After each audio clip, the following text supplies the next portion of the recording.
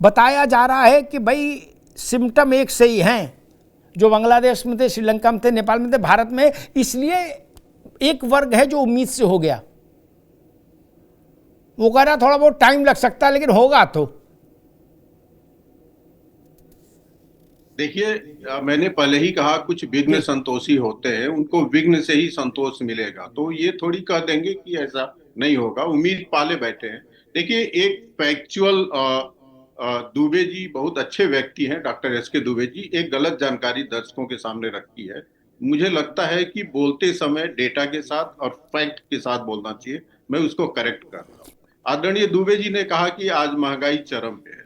आज के डेट में जो वित्त मंत्रालय के द्वारा आंकड़े जारी हुए हैं, जुलाई में जो है इस तिमाही का, उसमें महंगाई दर है 1.55%। और जब यूपीए की सरकार होती थी 2011 से 14 के बीच में, उसमें खुदरा महंगाई का औसत दर था, दुबे जी ध्यान से सुनिएगा, 9.8%।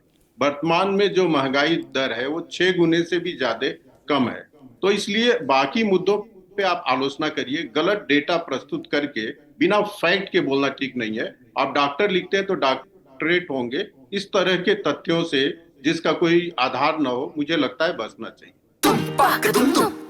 अरे श्रीमती जी, कुछ तो सस्ता लो, बचत करो। नहीं श्रीमान जी, सब बढ़िया लो, रहने दीजिए। इसमें क्या खास बात है? थोड़े में ज्यादा स्वाद, यही तो है इसकी खास बात। वाह मामा, क्या स्वाद है। अरे मेरे राजा, राजा और मसाला।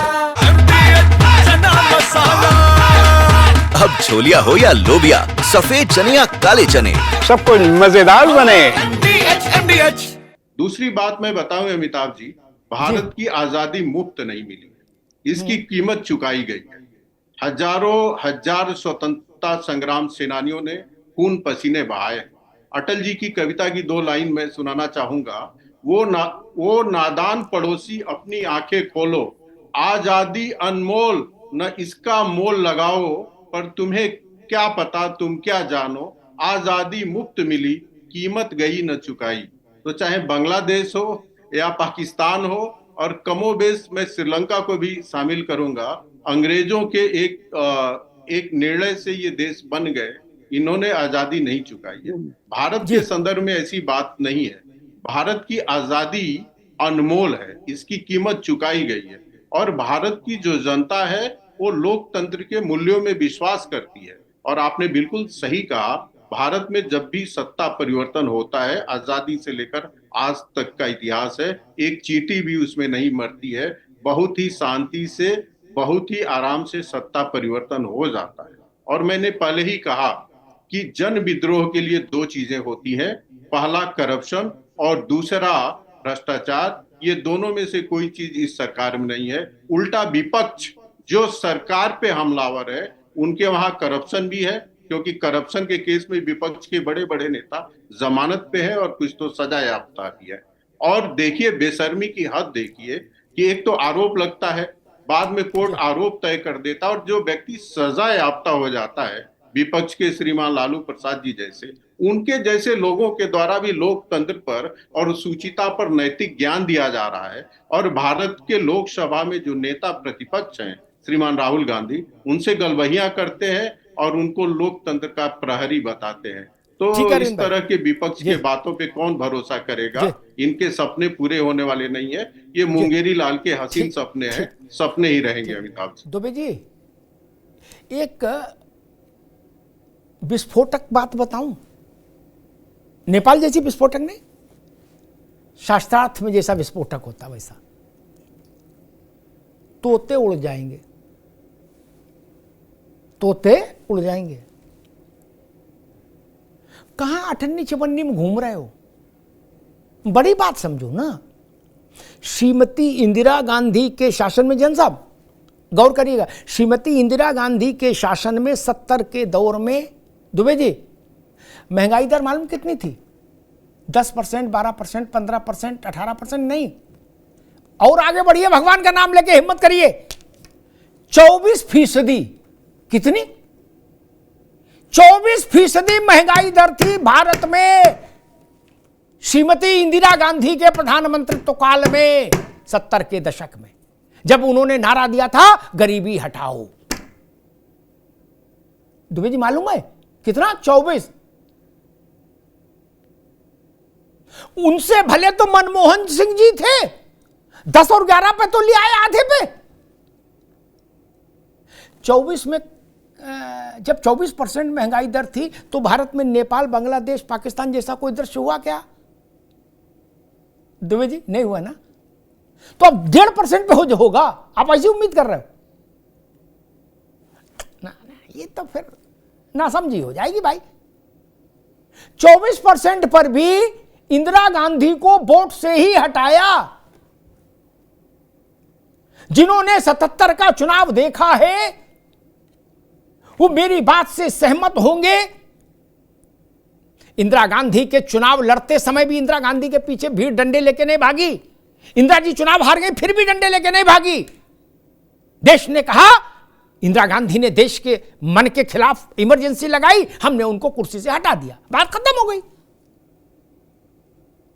तब नहीं ऐसा अराजकता हुई इस देश में दुबे जी। 24%। अब इसके बाद तो मेरे ख्याल से कुछ कहने की बात नहीं बचती। रजाई होती तो रजाई ओढ़ के बैठने का ही मामला है। नहीं, उसका मैं जवाब दे रहा हूँ जी। शायद अरविंद जी ने जवाब दे दोगे जी। 5 पैसे से लेके 50 पैसे का बंद होते हुए देखा है, लेकिन वो एहसास नहीं कर रहे हैं इस भारतीय जनता पार्टी की गवर्नमेंट में साफ सुथरा कहने से। ठीक है ना, आप सब्जी लेने नहीं जाते होंगे, शायद आटा दाल लेने नहीं जाते होंगे। अरे सब्जी लेने जाएंगे, सब्जी कौन लाएगा? अच्छा लगता है आंकड़े दिखाना।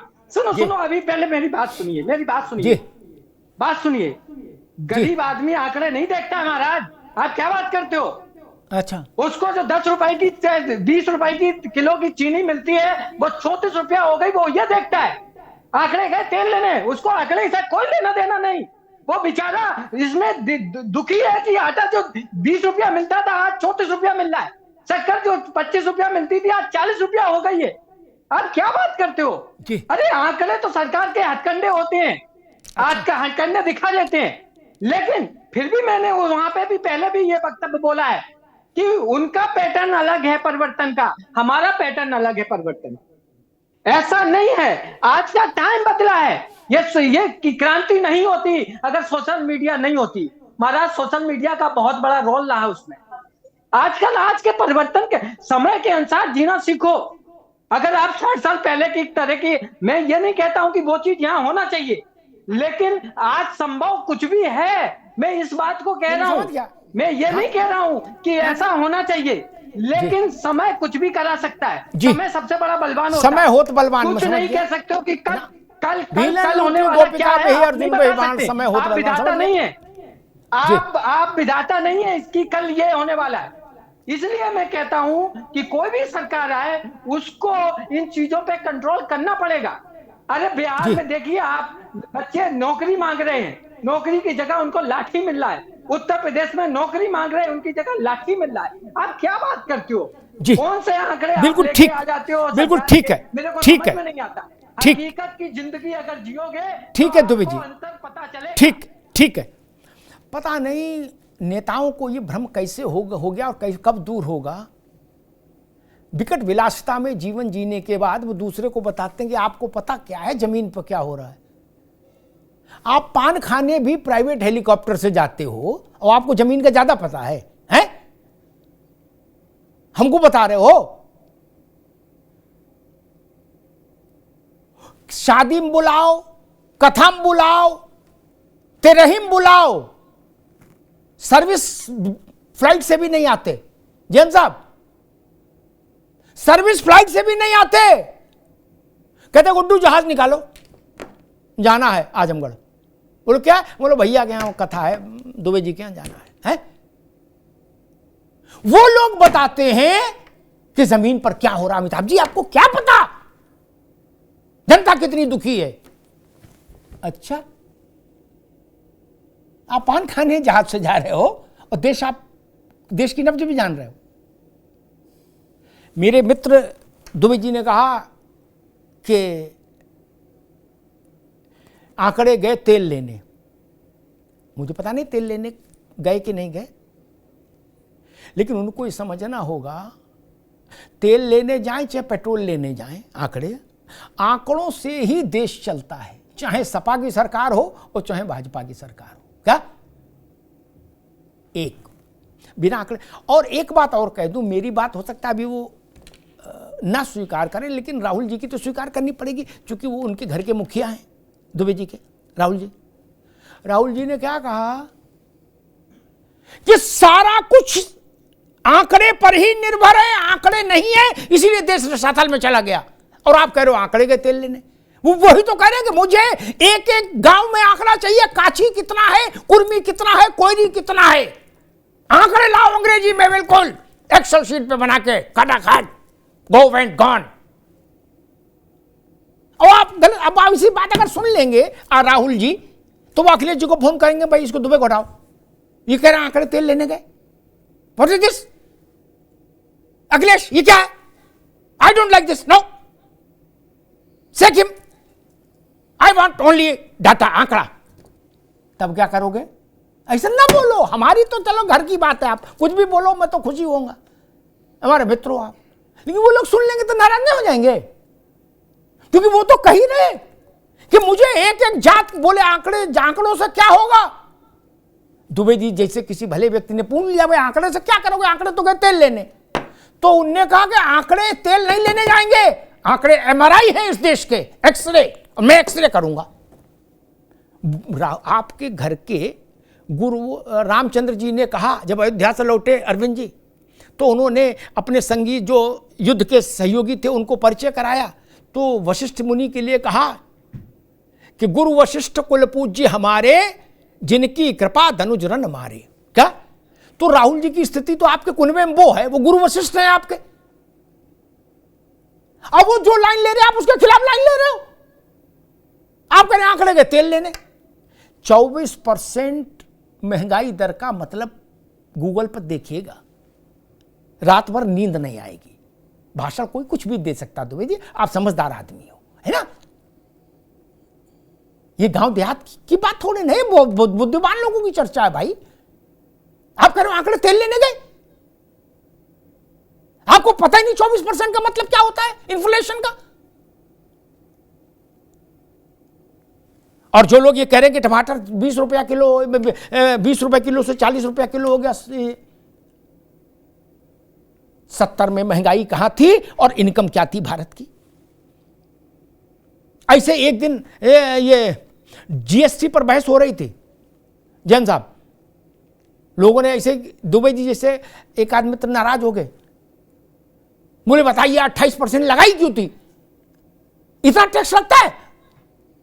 मैंने धीरे से कहा, श्रीमती इंदिरा गांधी के शासन में इस देश में 97.5% इनकम टैक्स लग चुका है। जैन साहब, आपको भी सुन के झटका लगा होगा, यानी 100 रुपया इनकम है तो 97.5 सरकार के, 2.5 रुपया एसके दुबे का, ये लग चुका है इस देश में। बोलो सियावर रामचंद्र की जय।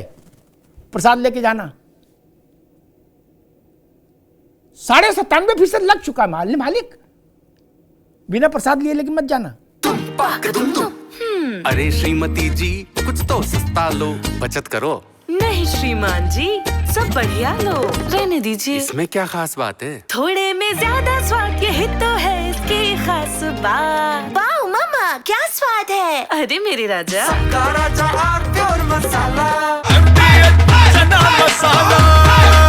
अब छोलिया हो या लोबिया, सफेद चने या काले चने, सब कुछ मजेदार बने।